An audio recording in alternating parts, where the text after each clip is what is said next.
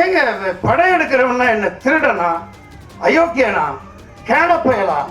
இந்த மத்திய அரசாங்கம் என்னங்க? நான் யாரும் அதாவது ஒரு உண்மையை சொல்லணுமா இல்லையா? அதாகப்பட்டது மகாஜனங்களுக்கு 4.5 லட்சம் வாங்கிட்டு தான் கொடுத்திருக்காரு எஸ்பி மணி மினிஸ்டர். 15 லட்சம் எவர் படம் வனமகன். இதை விட போய் பிச்சை எடுத்து போய்க்கலாமே. என்ன நாடு இது? 60 லட்சம் காற்று வெளியிடை. மணிரத்னம் 1 கோடி கேட்டு 60 லட்சம் பிச்சை வாங்கிட்டு சர்டிபிகேட் கொடுக்குறாங்க. அப்புறம் என்ன மதிப்புக்கு இது? வெக்கமா இல்ல? என்ன ஜனநாயகம் இது?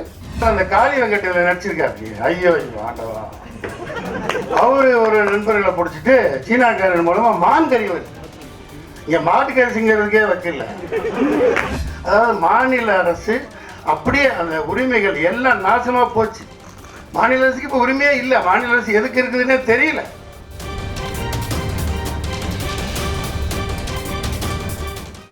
ஜிஎஸ்டி இன்னைக்கு தேட்டர்லாம்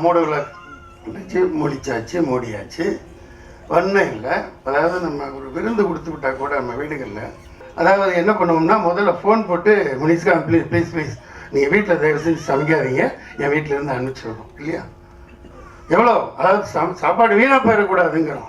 உழைச்சி நம்ம சம்பாரிச்சிருக்கிறோம், சமைக்கிறோம், டேஸ்ட்டாக அனுப்புகிறோம். தயவு செஞ்சு வீட்டில் சமைக்காதீங்க, சாப்பாடு வருது. ஏங்க படம் எடுக்கிறவனா என்ன திருடனா, அயோக்கியனா, கேடப்பயலா? இந்த மத்திய அரசாங்கம் என்னங்க? நான் யாரும் அதாவது ஒரு உண்மையை சொல்லணுமா இல்லையா? என்ன டிமானிட்டேஷன்ல எத்தனை கோடி போச்சு? 1500 கோடி தமிழ்நாட்டு ப்ரொடியூஸ் அப்படியே நாசமா போச்சு. எல்லா தியேட்டரும் காலியா போகுது. 100 ரூபா நோட்டை பிச்சை போட்டது போய் 100 ரூபா நோட்டுக்கு நம்ம நின்றுட்டு இருக்கிற கியூல நின்னா மை ஓட்டினா ஞாபகம் இருக்கலாம், மறந்துருப்பீங்க. எவ்வளவு பெரிய கேவலம்! அப்படியே ஒரே நாள் எல்லா ஏழைப்பாளைய பாதிக்கப்பட்டாங்க, எல்லாமே பாதிக்கப்பட்டாங்க, சினிமா பாதிக்கப்பட்டது. இந்த சேம் அன்னைக்கு நீங்க காம்பன்சேஷன் கேட்கறதுனால இன்னைக்கு திடீர்னு ஜிஎஸ்டி. அதாவது மாநில அரசு அப்படியே அந்த உரிமைகள் எல்லாம் நாசமா போச்சு. மாநில அரசுக்கு இப்ப உரிமையே இல்லை. மாநில அரசு எதுக்கு இருக்குதுன்னே தெரியல.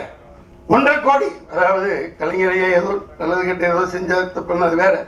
மிகச்சிறந்த ஒரு விஷயம் அவர் பண்ணது, தூய தமிழில் பெயர் வைத்தால் 30% கேளிக்கை வரியை ரத்து செய்கிறேன்னு சொல்லி நான் பயனடைஞ்சேன். லட்சக்கணக்கான ஆயிரக்கணக்கான தயாரிப்பாளர்கள் பயனடைஞ்சாங்க. கேளிக்கை வரி 30% தள்ளுபடி பண்ணாங்க. அதை வாங்குறதுக்கு லஞ்சமா?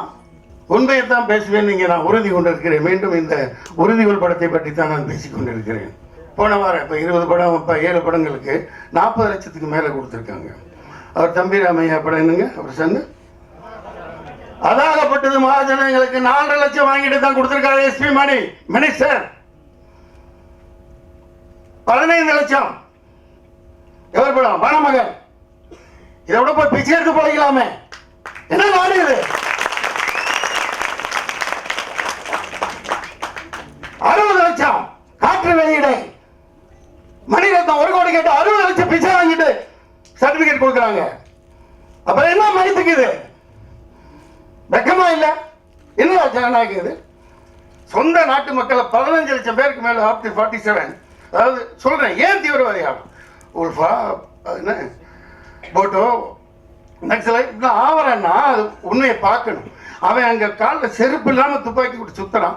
இந்த மாதிரி ஜனநாயகம் நாரி போய் கிடக்கு. 100 கோடி வருஷத்துக்கு தரான். அந்த பேப்பர்ல வருது. அவர் அதான் இந்த விஜய் பாஸ்கர் அவர் இல்லை, யாரு இருந்தாலும் சரி வருஷத்துக்கு அங்க குட்கா அதாவது விளம்பரம் மட்டும் சினிமாவில் போட்டுருவோம். ஹீரோ மது பிடிக்காத உடனடிக்கு கேடு சரி அதெல்லாம் குட்கா வருஷத்துக்கு மார்வாடி அது ஒரு தனி சாம்ராஜ்யம். இங்க சவுகார்பேட்டில் எந்த எழுத்து மனுஷன் வந்தாலும் சரி 60 கோடி ஜார்ஜ் இருந்தா வச்சுக்கோ, உனக்கு இத்தனை லஞ்சம் வாங்கிட்டு அவங்க இதுக்கு தான் அவங்க எதிர்த்து போராடுறாங்க. அதாவது நான் தீவிரவாதத்தை ஊக்குவிக்க சொல்லல, இந்த நாட்டின் மக்களை தீவிரவாதிகள் நம்ம நாடு கொண்டிருக்கு. தேர்தல் கமிஷன் தான் பெருசு, அதாவது எதுக்கும் கட்டுப்படாதவர். ஓகே, அவர் யாரு? யாருமே இவங்க எப்படி வைப்பாங்க? இந்த எடுபடி மாதிரி ஆளுக்கு தானே இதுக்கு வச்சிருப்பாங்க. இப்போ பிரசிடென்ட்டுக்கு வைக்கிறாங்க பாருங்க. முன்னாடி எப்பயாவது பிரசிடென்ட் இப்படி நடந்திருக்காப்பா? கொட்டு மேலும் கொட்டிக்கிட்டு வர்றாங்க. நம்ம கவுன்சில் எலெக்ஷன் மாதிரி மோளம் கொட்டிக்கிட்டுலாம் போய் அங்கங்கே ஓட்டு கேட்டுட்டு இருக்காங்க. கேவலமாக போச்சு. பிரசிடென்ட் எலெக்ஷன் இப்படியே நடக்கும். எல்லாத்தையும் கூப்பிட்டு எதிர்கட்சியை கூப்பிட்டு எல்லாம் கூப்பிட்டு சரியான சிவமான சரியா 2 பேர் எல்லாத்துக்கும் பொதுவாக நாள் தான் வைக்கணும். நான் அந்த வட்டத்துக்குள்ள வரல. அந்த என்னன்னா தேர்தல் கமிஷன்ல இப்படி இந்த அளவுக்கு மக்கள் கையில தான் இருக்க வேணும். எல்லாம் லஞ்சம் வாங்குறாங்க. போலீஸ் கமிஷனர் அந்த ஜார்ஜுங்கிற வாங்கியிருக்காரா நியூஸ் வருது. அப்போ அம்மாவை கொண்டதுக்கு எவ்வளோ சொல்லாதுன்னு வாங்கினாருன்னு தெரியல, இன்னும் இந்த மெட்ராஸில் மழை பெய்யாது காரணம் என்ன தெரியுமா? இன்னமும் சத்தியமாக அவங்க சாகையில் என்ன சாபம் விட்டாங்களோ, அதடா ஒரு நாய் கூட என்ன வந்து பார்க்கலேன்னாங்களோ. மழை வருது, அங்கங்கே பெய்யுது, இந்த ஊரில் பெய்யவே போயிடுது. தயவு செஞ்சு அந்த உண்மை வந்தால் தான் இந்த மழை வரும். தப்பு செஞ்சவங்க எங்கேயாவது வந்து கொஞ்சம் மன்னிப்பு கேட்டு ஏதாவது ஒன்று பண்ணி தொலைங்க. எப்போ இருந்தாலும் நீ கம்பின்றது உறுதி. அம்மாவோட சாபமும் அவங்க என்ன என்ன என்ன ஆண்டாங்க, ஏன்னா அது வேற விஷயம். ஆனால் உண்மை தான், காயுது, அப்படியே பொசுங்குது, அனல் அள்ளி வீசுகிற மாதிரி இருக்கு. மழையே இல்லை, எப்படி வரும்? நான் ஒரு டாபிக் பேசிட்டு இருக்கல, அப்படியே டைவர்ட் ஆகி போயிடுவேன். நான் ஒரு பேச்சாளன் கிடையாது, ஆரி மாதிரி. ஏன்னா 15 நாள் 20 நாள் அந்த மனுஷன், நான் அப்பப்போ போயிட்டு ஒரு வீடு பக்கமாக இருக்கனால போராடி, அதாவது எல்லா கேமரா காட்டு ஒரு மிகப்பெரிய ஒரு தர்ம யுத்தத்தை நடத்தி மிகப்பெரிய ஒரு ஜனநாயக வெற்றி அடைஞ்சு இன்னைக்கு மக்கள் தெளிவாயிட்டாங்க, ஸ்டூடெண்ட்ஸ் எல்லாம் தெளிவாயிட்டாங்கன்ற கீழே ஒரு குரூரத்தோட 4 மணி நேரம் கேட்குது, ஒரு 2 மணி நேரம் கொடுங்கங்குது.